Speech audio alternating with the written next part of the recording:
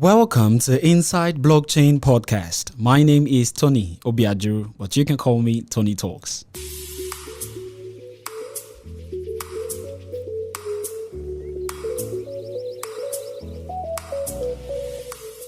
What I intend to achieve with this podcast is to help you make sense of the blockchain industry and how this amazing technology is redefining work, setting new paradigm shifts in businesses, and helping to reshape societal interaction. I bring you Inside Blockchain Podcast, the most intellectual source of discuss with industry leaders and enthusiasts. Now here's just a brief disclaimer. All opinions shared by our guests on this podcast are exclusively their own opinions. They do not suggest investment recommendations of their companies, neither should you take this information as an investment advice, as you are solely responsible for your own investments.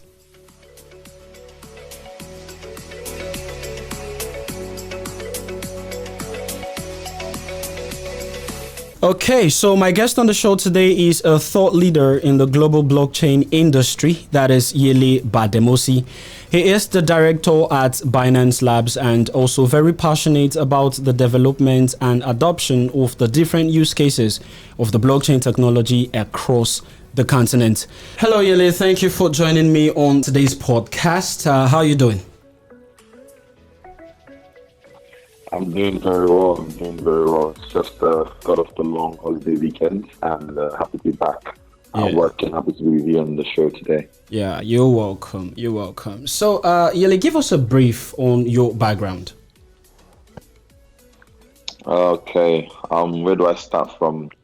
Very quickly, grew up in Nigeria, but moved to the UK when I was 14.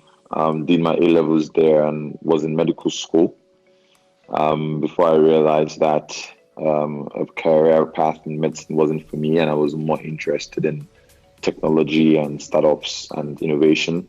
Okay. And I transitioned out of medical school after my third year, where I started a startup. It was a social lab for university students in the UK. And I always tell founders that I probably did everything you shouldn't do when starting a company. So at least I know what not to do. Yeah, exactly. The do's and don'ts. But it was a good experience. By the end of it, I'd become technical.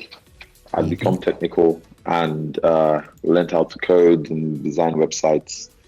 And before I left the UK, I was working with a friend who had a product studio where we built apps and websites for individuals who were in sort of technical. I moved back in December 2015. Joined Dotun to help build a company called Starter. It was a online community and resource platform for African entrepreneurs.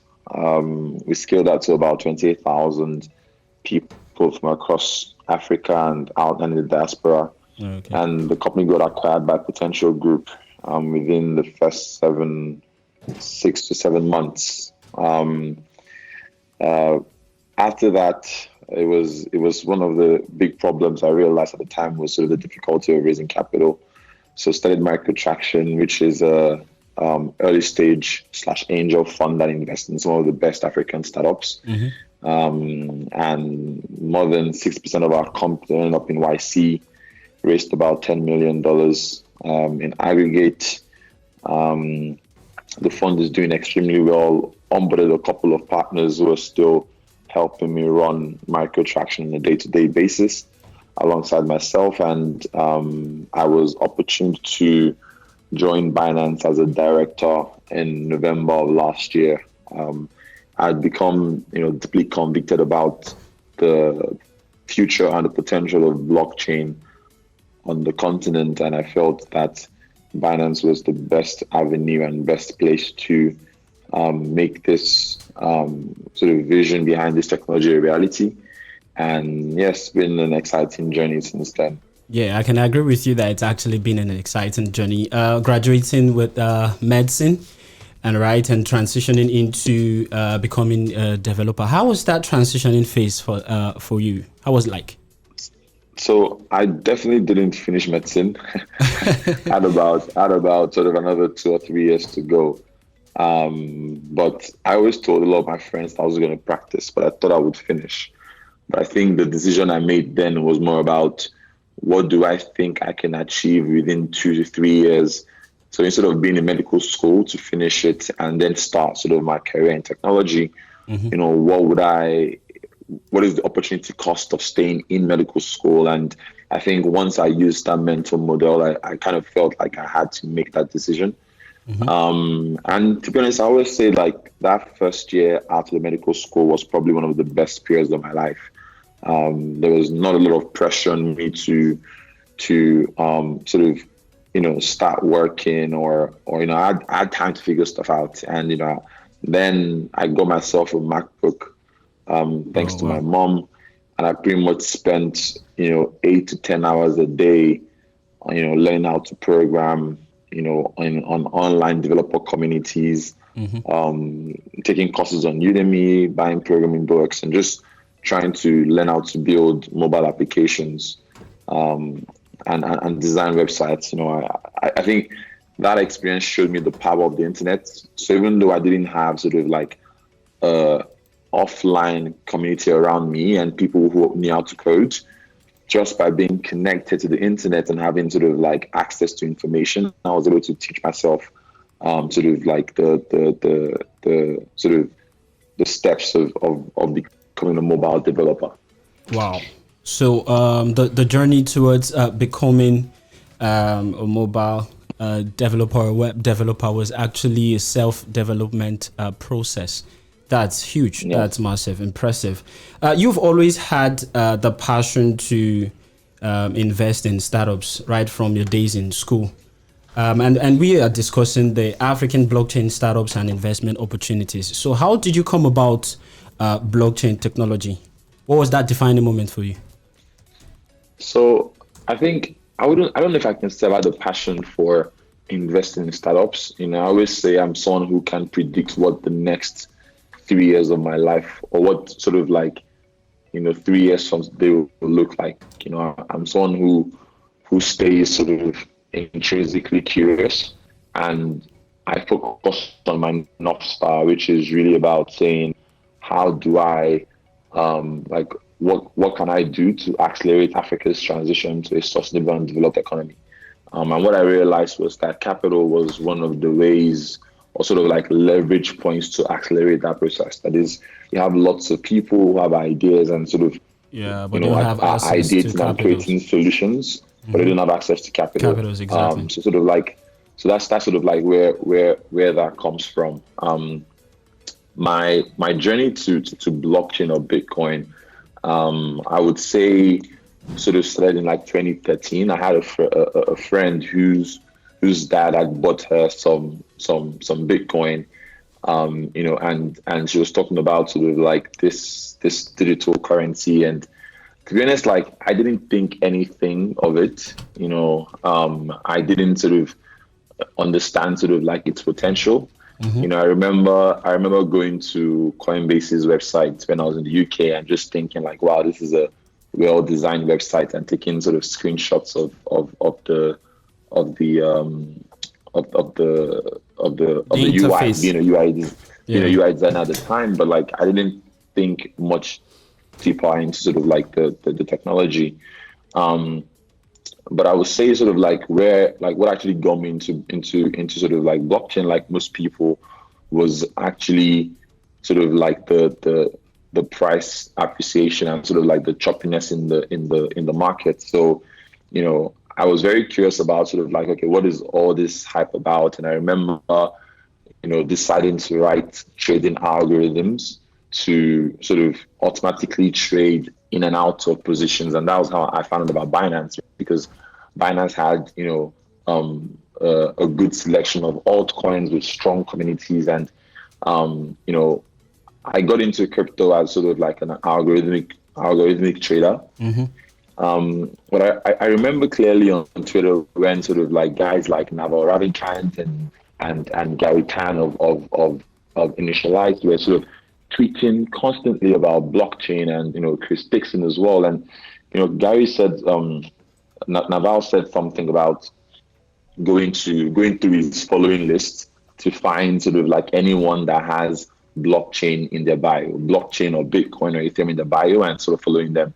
So instead of following all those guys, I created a Twitter list, right?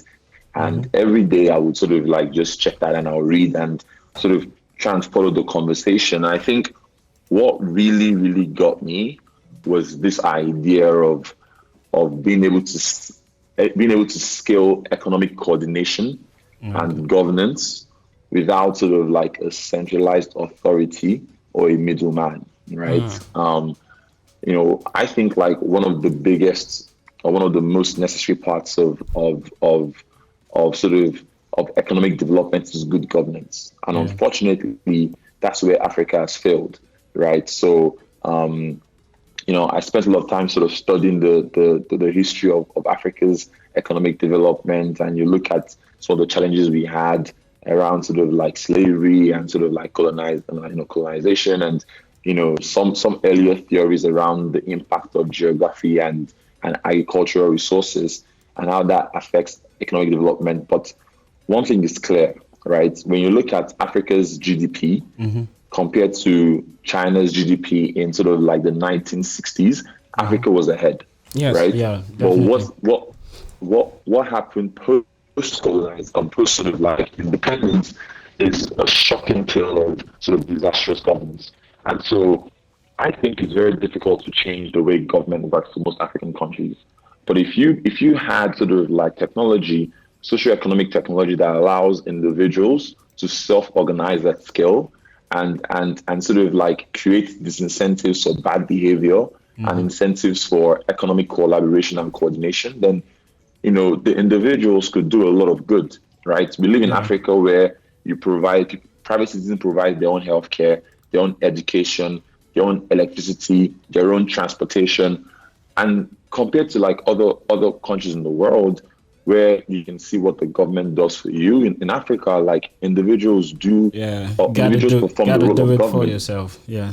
Right. So for me, like this idea of saying, wow, like this is a technology that can allow us to sort of like collaborate and transact and sort of create value at scale without needing to trust each other and without needing the middleman was extremely powerful. And once I got that, I was like, wow, okay, this is where I want to figure out, like, okay, how do we transition this idea from something that you read about and people argue about on crypto Twitter to something that actually can change lives, right? So that's sort of like my own crypto story. Wow. Let me ask a question, Yele. I covered you and during the first Binance Labs incubator program, and I saw the passion. In fact, it was exciting. One of the reasons why I loved it was because I had barely seen such commitment of trust to a Nigerian. So I was impressed, and I had to do a cover. I had to write on it on Crypto TV Plus. So I want to know what particularly, how did you sell yourself, given that, this Nigerian, the mindset of being a Nigerian, and it's kind of a stigma as it stands. Look at during the hearing of Libra, there was this senator that was particular about the fact that the guy that wrote Libra code is a Nigerian. was a Nigerian. And that is why he's skeptical about it.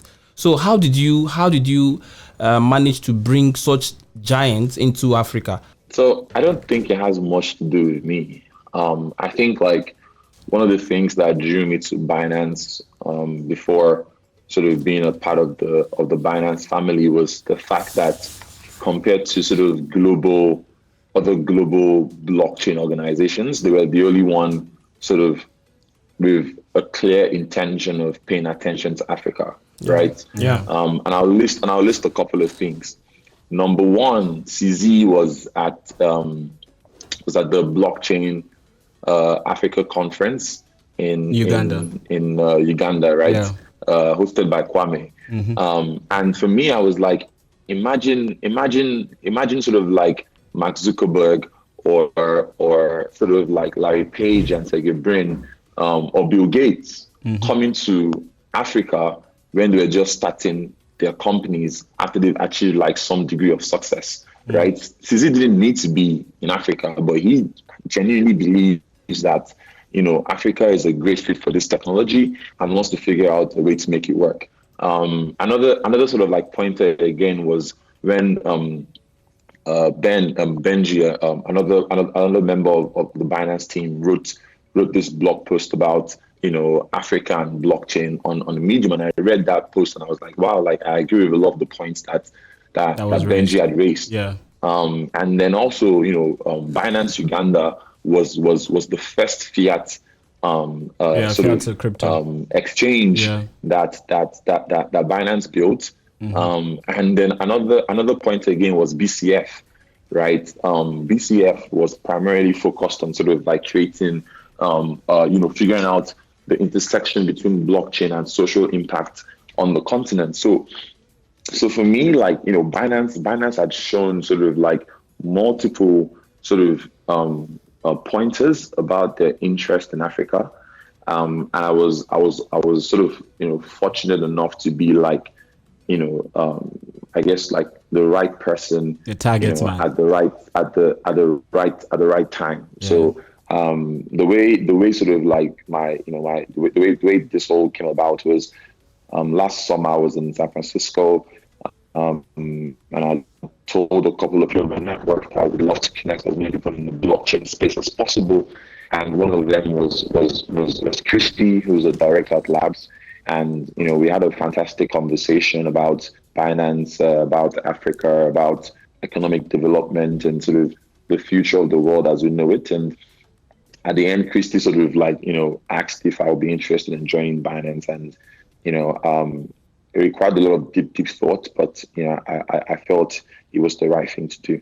And so far it's been one of the best decisions of my life. Yeah, we can actually call that strategic positioning. No, don't mind Yele. He's trying to be humble. Okay, so we are looking at African blockchain startups and the investment opportunities. So Yele, what are the different investment opportunities for blockchain startups in Africa?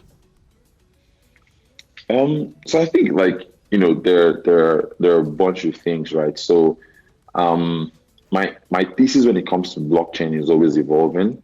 In season 2, what we were very, very interested in was this idea of solving accessibility and driving what I call crypto inclusion, right? So when you hear about blockchain and crypto, you watch these videos about, people in the West or in the more developed world talk about this idea of decentralized finance and open finance and building better financial services for those who need the most.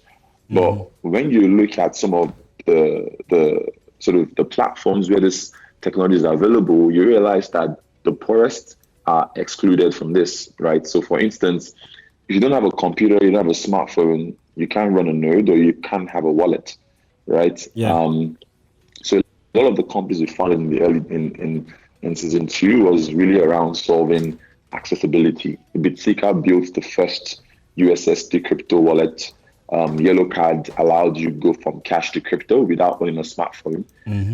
Zend was sort of like building technology that made it possible for people to do microtransactions with little to no fees, right? And so Raise built sort of infrastructure technology that allows STOs to potentially become a huge market opportunity for capital formation and exchange across the African continent.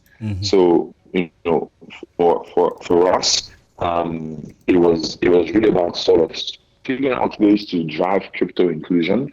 And these companies are all very early on in the journey, and we're quite bullish on what they would do. I think like other investment opportunities, range from range from stable coins, building a new or alternative sort of payment infrastructure that isn't sort of what we are currently used to today.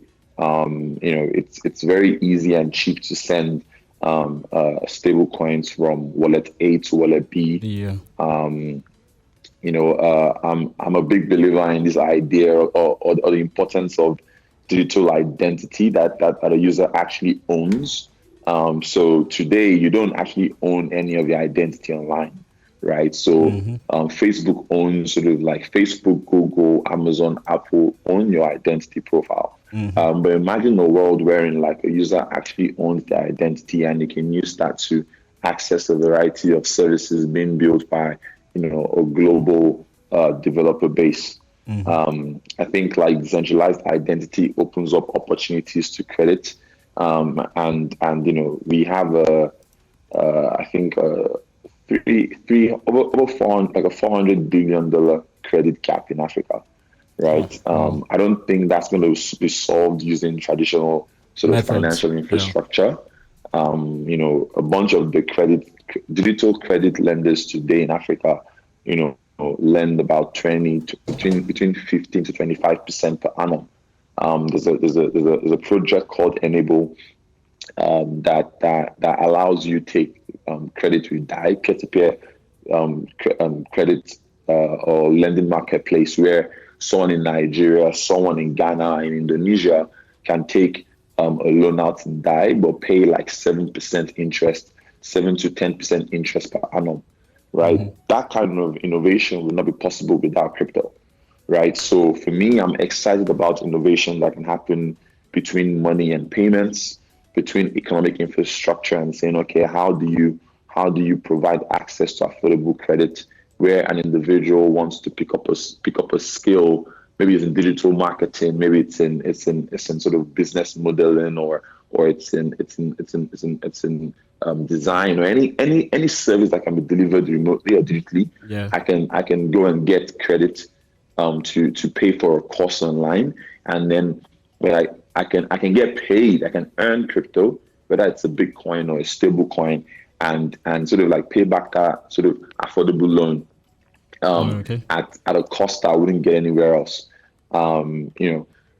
These are some of the ideas or the spaces that I find particularly interesting. And then obviously the more powerful ideas are around things like reducing transactional costs using smart contracts for escrow, dispute resolution on chain.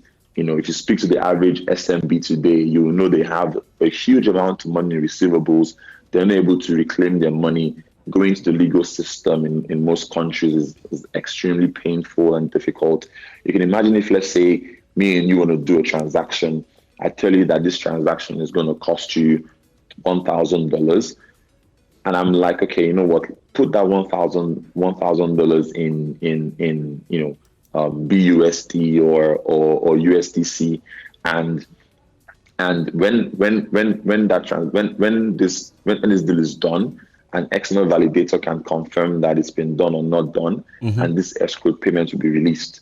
Right? You can imagine sort of like how that changes the flow of money in the country.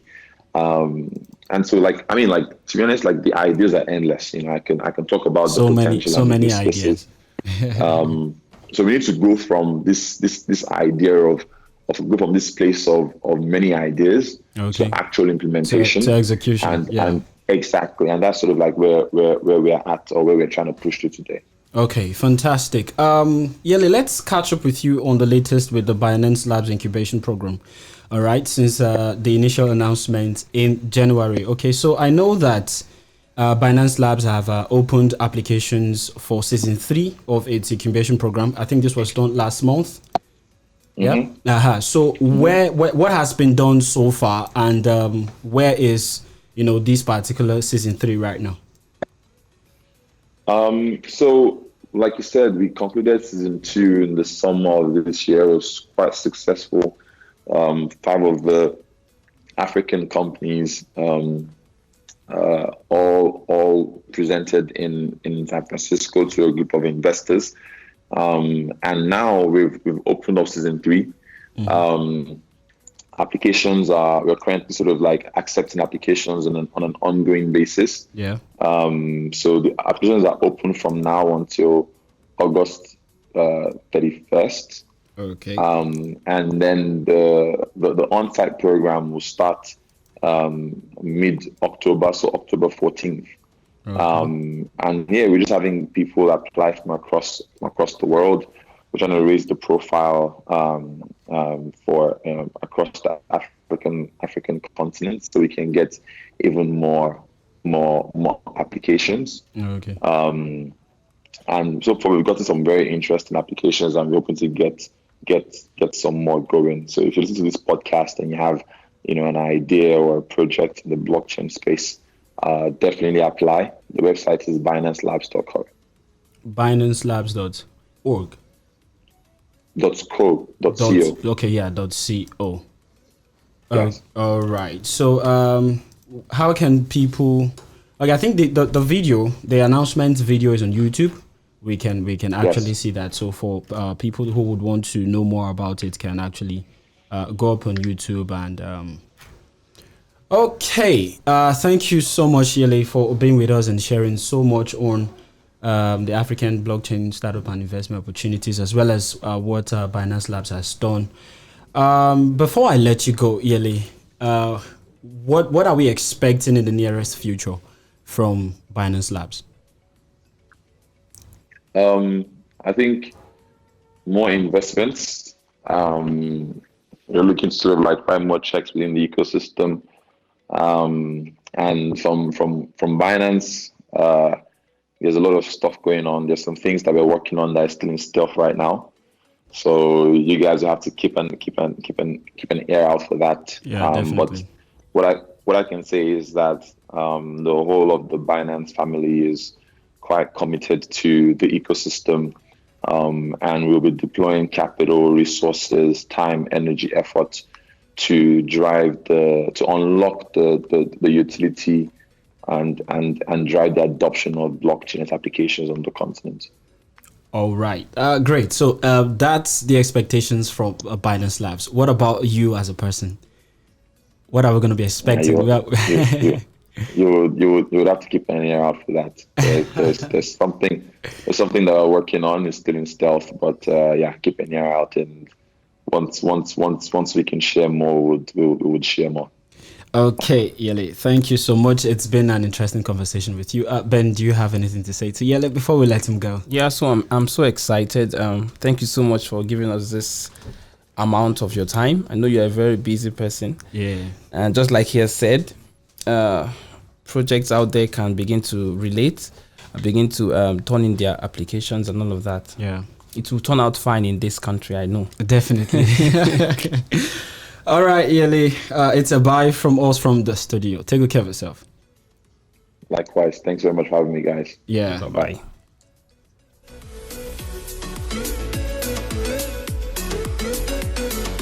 And that will be all on today's episode of Inside Blockchain Podcast. Visit our website at cryptotvplus.com for news updates, trends, sources, and links. You can also follow us across our social media platforms at CryptoTV Plus. Listen to our podcast series at cryptopodcast.live and join our radio shows at cryptopodcast.live/live-radio. Till I come your way next time, I remain your host, Tony Obiajuru. It's a bye for now.